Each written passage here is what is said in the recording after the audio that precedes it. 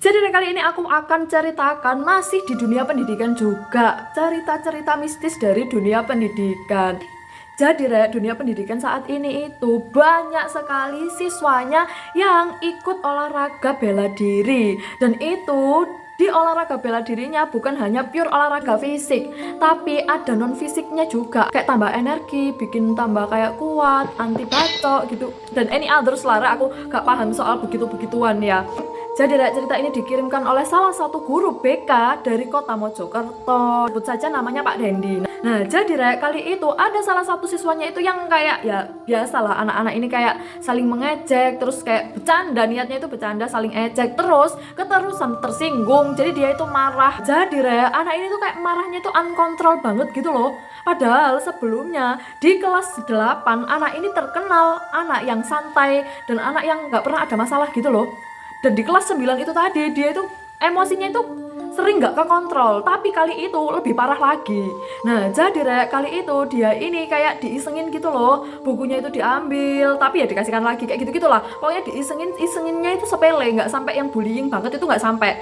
Nah ketika dia marah banget ke temennya, dia tuh ngebrak salah satu meja. Dan sekali gebrak meja itu kayak langsung roboh gitu loh kayak langsung berantakan mejanya, patah jadi dua. Kayak Samson banget gak sih, mejanya sekali pukul langsung jadi dua, terbelah jadi dua. Pada waktu itu semua temennya itu kayak langsung nge-freeze gitu loh lihat kejadian itu. Yang ada di dalam pikiran teman-temannya itu takut gurunya nanti akan marahi mereka karena mejanya itu tadi dirusak sama temannya. Nah siswa yang habis ngebrak meja itu tadi 10 menit kemudian dia langsung pingsan di tempat. Dan teman-temannya itu langsung histeris dong, kayak kenapa gitu kan nggak ada yang nyentuh, nggak ada yang apa, dikiranya itu kayak cuma prank aja. Tapi ketika dideketi salah satu temennya, emang dia ini bener-bener kayak pingsan gitu Nah sebagian temannya itu lari ke ruang guru untuk manggil guru, mengabarkan kondisi temannya itu pingsan di kelas. Nah jadi ketika guru melihat kondisi anak ini, dengan segera bapak ibu guru itu membawanya ke UKS dan kayak nanya-nanyai gitu loh, kamu kenapa kok pingsan, apa nggak sarapan, terus kok sampai meja itu tadi terbelah jadi dua, itu kenapa, ada apa, ceritakan. Nah anak itu tadi kayak bener-bener nggak inget apapun, kayak diem dan kayak gak fokus gitu ketika ditanyain. Dan akhirnya bapak ibu guru ini memutuskan untuk mengantar siswa ini pulang ke rumahnya. Dan sesampainya di rumah, anak ini tuh kayak sering histeris, ketakutan, dan kayak ngamuk kerasukan gitu loh Nah bapak ibunya ini konfir ke gurunya setelah pulang dari sekolah, kenapa anak ini jadi begini. Bapak ibu gurunya itu juga heran, orang di sekolah dia juga nggak ngapa-ngapain, dan terakhir kejadian itu tadi sudah disampaikan ke orang tuanya, yang dia berantem sampai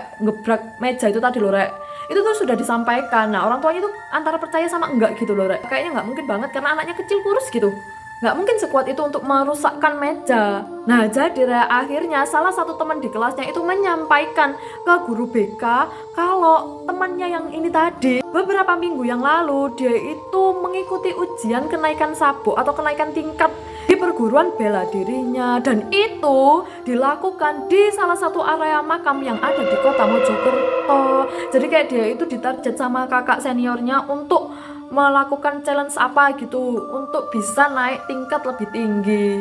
Nah jadi ketika guru BK mendapat informasi seperti itu, guru BK mengkonfirmasi ke wali muridnya itu tadi, dan wali muridnya ini baru tahu ternyata anak ini di beberapa minggu yang lalu telah melakukan kegiatan itu. Dan saat itu juga wali muridnya ini minta tolong ke gurunya untuk dicarikan orang pintar atau kayak Pak Ustadz gitu loh, untuk melihat anaknya ini kenapa gitu loh, kok berperilaku yang agak aneh. Jadi salah satu ustadz yang melihat kondisi anak itu tadi, ustadznya bilang dan menyampaikan ke orang tuanya kalau anaknya ini diikuti sosok hitam berbulu.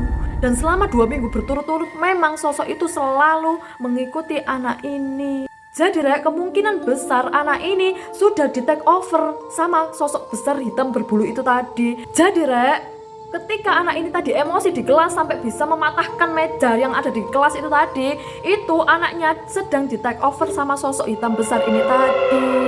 Gitu ya ampun, takut banget gak sih? Makanya kalian kalau ikut olahraga bela diri atau suatu organisasi yang bela diri seperti itu, make sure kalau tubuh kalian ini kuat dan bisa menerima. Dan sudah pasti kalian harus punya pendamping untuk mengkontrol itu semua. Kalau masih olahraganya, fisiknya sih oke ya, tapi kalau sampai dimasuki gitu dan kalian nggak tahu, itu yang akan bahaya sekali. Ya kalau kalian bisa handle, ya kalau Pak Ustadznya bisa nyembuhin, kalau enggak di take over lah badan kalian, kan ya sayang ya, jadi kan merugikan kalian sendiri gitu loh, ya nggak sih?